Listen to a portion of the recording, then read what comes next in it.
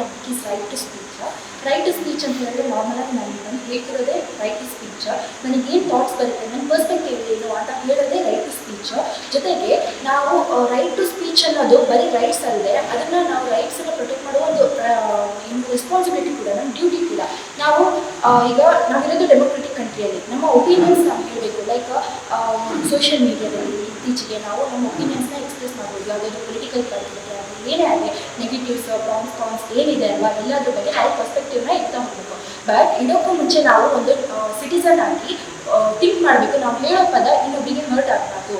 ಹೇಳುವಂಥ ಪದ ಜಸ್ಟ್ ನಾನೇ ನನ್ನ ಪರ್ಸ್ಪೆಕ್ಟಿವ್ ಸರಿಯಾಗಿ ಹೇಳೋದಲ್ಲ, ಜೊತೆಗೆ ಅದು ಇನ್ನೊಬ್ಬರಿಗೆ ನೋವಾಗುವಂತಹ ಮಾತುಗಳಾಗಿರ್ಬೋದು. ಬರೀ ಇದು ಮಾತಾಡ್ತಲ್ಲ, ನೀವು ಬರೆಯೋ ಮೂಲಕ, ಕಥೆಗಳ ಮೂಲಕ ಯಾವ ರೀತಿಯಾದರೂ ನಿಮ್ಮ ಸೊಸೈಟಿಗೆ ನೀವು ಮೆಸೇಜ್ ಕೊಡಬೇಕು ಅಂತ ನಿಮ್ಮ ಪರ್ಸ್ಪೆಕ್ಟಿವ್ನ ಇಡಬೇಕಂತ ಹೇಳಿದರೆ ಇದು ರೈಟ್ ಆಫ್. ಇದಕ್ಕೋಸ್ಕರವೇ ನಮಗೆ ಇದನ್ನು ಫಂಡಮೆಂಟಲ್ ರೈಟ್ಸ್ ಆಗಿ ಕನ್ಸಿಡರ್ ಮಾಡಿದ್ದಾರೆ ಆರ್ಟಿಕಲ್ 19ನಲ್ಲಿ. ಇದು ಹಾಗಾದರೆ ಇಮ್ಯಾಜಿನ್ ಮಾಡಿ, ಫಂಡಮೆಂಟಲ್ ರೈಟ್ಸಲ್ಲಿ ಅದನ್ನು ಇಟ್ಟಿದ್ದಾರೆ ಅಂತ ಹೇಳಿದ್ರೆ ಅದು ಎಷ್ಟು ಇಂಪಾರ್ಟೆಂಟ್ ಅಂತ.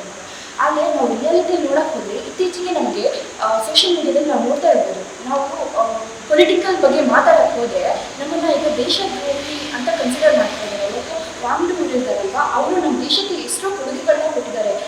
ಸೋಲ್ಜರ್ಸ್ಗಳಿಗೆ ಏನು ಮಾಡೋದು, ಹೌಸ್, ಎಲೆಕ್ಟ್ರಿಸಿಟಿ, ಅದನ್ನೆಲ್ಲ ಐಸಲ್ಲೂ ಬೆಚ್ಚಗಿರುವಂಥ ಫೆಸಿಲಿಟಿ, ಅವರಷ್ಟೆಲ್ಲ ಕೊಡುಗೆಗಳು ಕೊಟ್ಟರು ಸಮೇತ ಅವ್ರನ್ನ ಚಿನ್ನದ ಅವರು ಏನು ದೇಶದ್ರೋಹಿ, ಅವರು ಚಿನ್ನದ ಥರ ಇದ್ದಾರೆ ಹಂಗೆ ಅಂತ ಹೇಳಿ ಇದು ಮಾಡಿದ್ರು.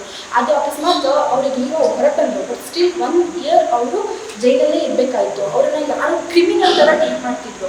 ಸೊ ಹೋಗ್ತಾ ಹೋಗ್ತಾ ಅದು ಕಮ್ಮಿ ಆಗ್ತಾ ಇದೆ. ಅದನ್ನು ಪೊಲಿಟಿಕಲ್ ಪಾರ್ಟಿ ಅವರ ಅಡ್ವಾಂಟೇಜಿಗೆ ಮಾತ್ರ ಯೂಸ್ ಮಾಡ್ತಾ ಇದ್ದಾರೆ. ನೀವು ನೋಡ್ಬೋದು, ಕೆಲವು ಮಗು ಇನ್ಸ್ಟಾಗ್ರಾಮಲ್ಲಿ ಒಂದು ಮಗು ಇದೆ, ಅವರು ರೈಟ್ಸ್ ಬಗ್ಗೆ ಮಾತಾಡ್ತಾರೆ, ಡ್ಯೂಟೀಸ್ ಬಗ್ಗೆ ಮಾತಾಡ್ತಾರೆ. ಬಟ್ ಅವನಿಗೆ ಒಂಚೂರು ಪೊಲಿಟಿಕಲ್ ಪಾರ್ಟಿ ವಿರುದ್ಧ ಮಾತಾಡೋದಕ್ಕೆ ಅವನಿಗೆ FIR ಹಾಕಿದ್ರು.